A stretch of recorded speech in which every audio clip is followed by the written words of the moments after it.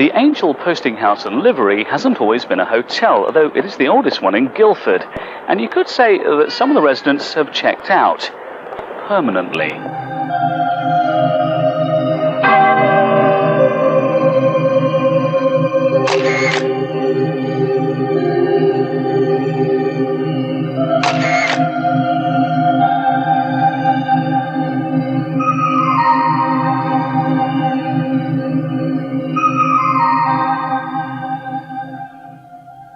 You may be surprised to know that not all ghostly encounters are necessarily frightening or unnerving. Some can actually be quite pleasant.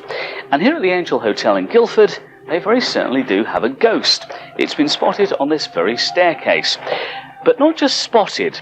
This ghost isn't only seen, it's also smelt, as you'll discover. Grant Barrow is the general manager here at the Angel Hotel. Grant, what have you experienced personally? Well, it was one night about 6 months ago. It was approximately about midnight. Our night manager, Alexander Targiani, actually called me. We were working late, and he said, Grant, I can smell her, I can smell the ghost.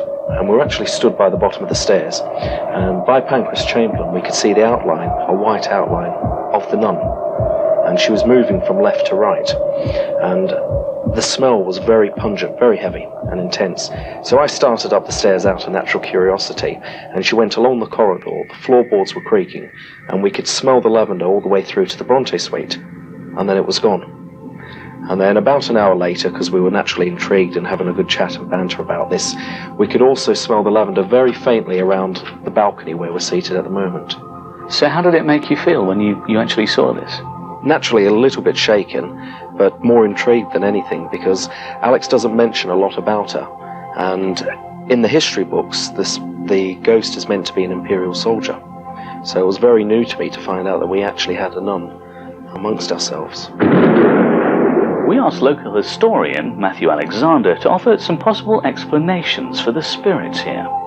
The most noted ghost at the Angel Hotel is that of a soldier dressed in a sort of continental uniform of around about 1900 with a droopy moustache, who appeared reflected in the mirror on a wardrobe to a couple staying here in January of 1970. And they actually sketched the apparition on a paper napkin, in fact. It's not quite clear who he was, but it's a well-attested account, and other people have reinforced it. One frequently notices with ghost stories that a particular apparition, as it were, comes into fashion and then sort of drifts away. People don't see it and something else replaces it, so it's not an unusual phenomenon. I haven't heard any tales of nuns here, and it makes me wonder why people think she's a nun. The folded headcloth or wimple was the standard clothing for a medieval woman. Anyway, a married woman would always cover her hair with that in the Middle Ages, so that doesn't necessarily establish her as a nun.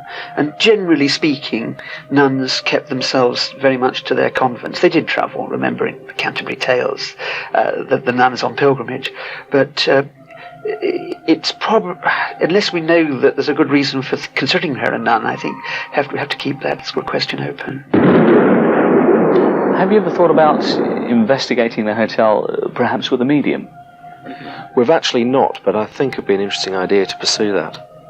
As more evidence revealed itself about the details of the story of the ghosts in this hotel, we decided to employ the services of Sheila Bedwell, who's a medium.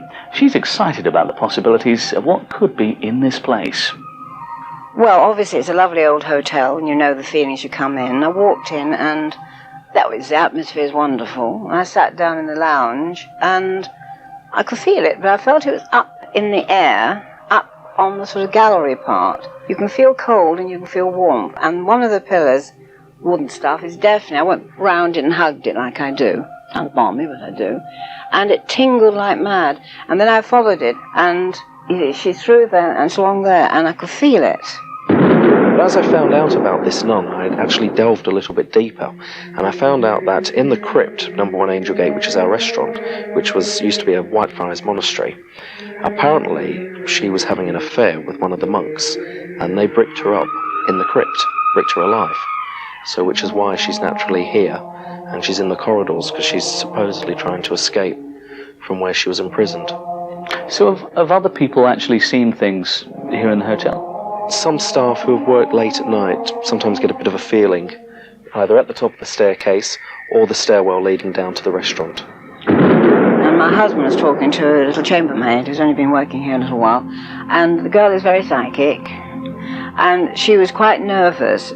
She'd been told somebody had died there. Well, that could be staff teasing her, we never know. She asked me to check this, well, in a way, check this room, and it's perfectly, all down that side is absolutely full of this nice warm presence. The stories in the history books is that it was an imperial soldier from the Imperial Wars, which is he's meant to be in the Freiburg suite, which Freiburg is a town twin with Guildford in Germany. I have heard one or two accounts of, for example, a chambermaid who heard her name called immediately behind her head as she was walking down one of the corridors. Now, this is actually the kind of thing that often happens, particularly with young women. You get a kind of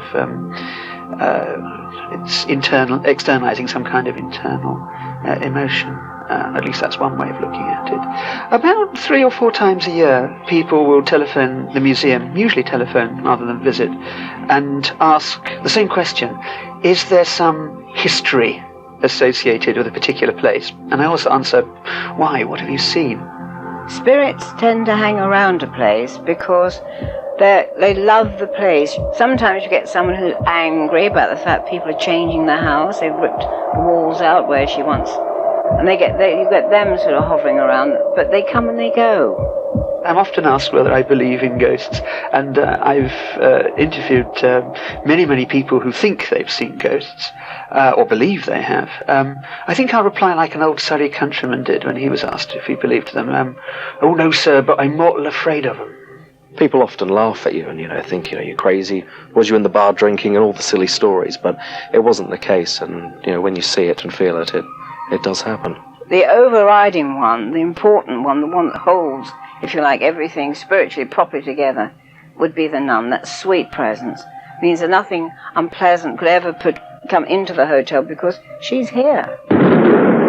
This hotel has all the hallmarks of a classic haunting. The nun that drifts down the stairs to the smell of lavender. And there's not just the one ghost, there's also the ghost of the soldier, and maybe some other entities that lurk around the building as well. What's particularly interesting is that these are still very active ghosts. They're being seen on a regular basis. But there is a warm, friendly atmosphere here, and I suspect that the ghosts themselves are also of a friendly nature.